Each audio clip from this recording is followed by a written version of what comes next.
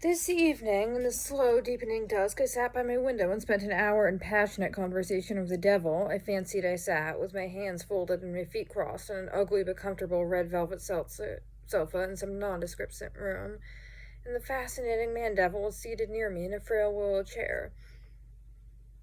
He had willingly come to pass the time of day with me. He was in a good-humored mood, and I amused and interested him, and for myself, I was extremely glad to see the devil sitting there and felt vividly as always, but I sat quietly enough.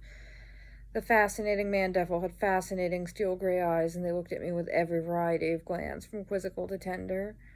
It was easy, oh, how easy, to follow those eyes to the earth's ends. The devil leaned back into the frail willow chair and looked at me. "And now that I am here, Mary McLane," he said, "what would you? I want you to marry me," I replied at once, "and I want it more than anything was wanted since the world began." "So, I am flattered," said the devil, and smiled gently, enchantingly. At the smile, I was ravished and transported, and a spasm of some rare emotion thrilled all the little nerves in me from my heels to my forehead. And yet, the smile was not for me, but rather somewhat at my expense. "But," he went on, "you must know it is not my custom to marry a woman." "I am sure it is not," I agreed, "and I do not ask to be particularly favored. Anything that you may give me, however little, will constitute marriage for me. And would marriage itself be such a small thing as the devil?" "Marriage," I said, "would be a wonderful thing, and the most beautiful of all. I want what is good according to my lights, and because I am a genius, my lights are many and far-reaching."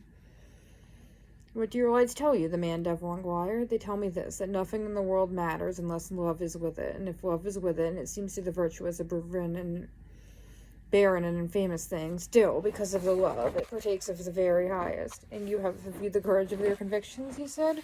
"If you offered me," I replied, "that which to the blindly virtuous seems the worst possible thing, it would yet be for me the red line on the sky, my heart's desire, my love, my rest. You are the devil. I have fallen in love with you." "I believe you have," said the devil. "And how does it feel to be in love?" Sitting composedly on the ugly red velvet sofa, with my hands folded and my feet crossed, I attempted to define that wonderful feeling.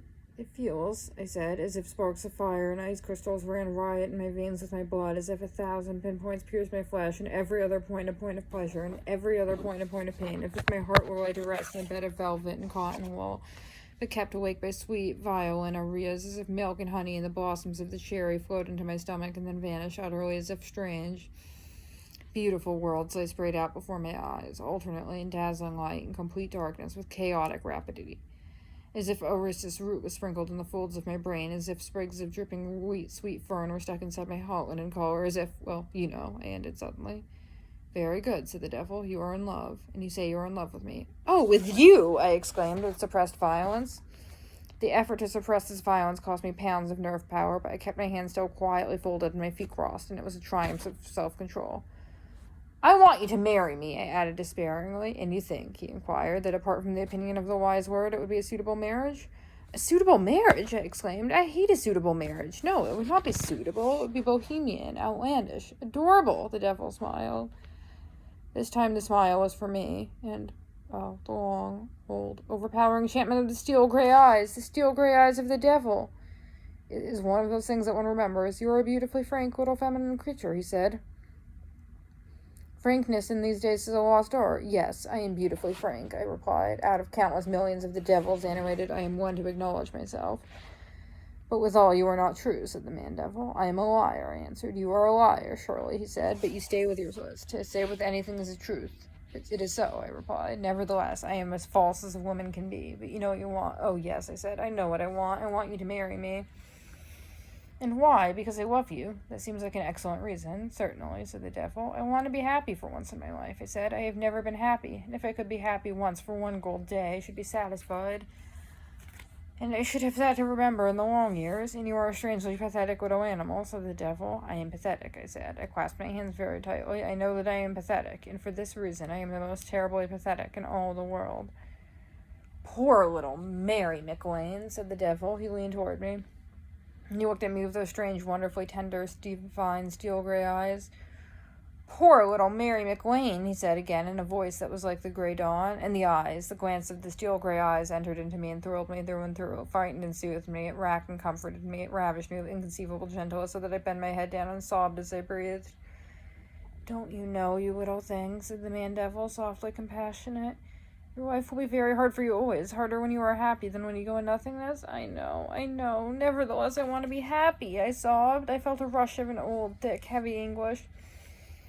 It is day after day, it is week after week, it is month after month, it is year after year, it is only time going and going. There is no joy, there is no lightness of heart.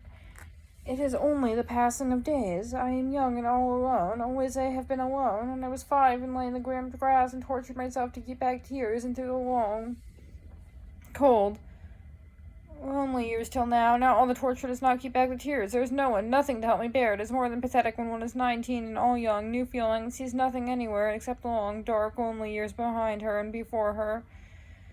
No one that loves me in long, long years. I stopped. The gray eyes were fixed on me. Oh, they were the steel gray eyes, and they had a look in them, the long, bitter pageant of my nothingness mingled with this look, and the coming together of these was like the joining of two halves. I do not know which brings me the deeper pain, the loneliness and weariness of my sand and barrenness, or the look in the steel gray eyes. But as always, I would gladly leave all and follow the eyes to the world's end. They are like the sun setting, and they are like the pale, beautiful stars, and they are like the shadows of earth and sky that come together in the dark. Why? Asked the devil. Are you in love with me? You know so much, he answered. I think it must be that. The wisdom of the spheres is in your brain, and so then you must understand me, because no one understands all these smothering feelings, my greatest agonies. You must not know that you know the very finest of them. And your eyes! Oh, it so matter why I'm in love with you. It's enough that I am, and if you married me, it'd make you happier than you are. Not happy at all, said the man-devil. I'm merely contented. Contentment, I said, in place of happiness, is a horrid feeling. Not one of your countless advocates loves you. They all serve you faithfully and well, but with it they all hate you. Always people hate their tyrant. You are my tyrant, but I love you, observingly, madly. Happiness for me would be to live with you and see you made happy by the overwhelming flood of my love. It interests me, he said. You are a most interesting feminine philosopher, and your philosophy is after my own heart. Its lack of virtue. It is to be hoped you are not intellectual, which is an unpardonable trait. Indeed, I am not, I replied. Intellectual people are detestable. They have pale faces and bad stomachs and bad livers, and if they are women, their corsets are sure to be too tight and probably black, and if they are men, they are soft, which is worse, and they never by any chance know what it means to walk all day in the rain, or to roll around on the ground in the dirt, and, above all, they never fall in love with the devil. They are tiresome, the devil agreed. If I were to marry you, how long would you be happy? For 3 days. You are wise, he said. You are wonderfully wise in some things, though you are still very young. I am wise, I answered. Being of womankind in 19 years, I am more than ready to give up absolutely everything that is good in the world's sight, though they are compatible things enough in my own, for love, all for love. Therefore, I am wise. Also, I am a fool. Why are you a fool? Because I am a genius. Your logic is good logic, said the devil.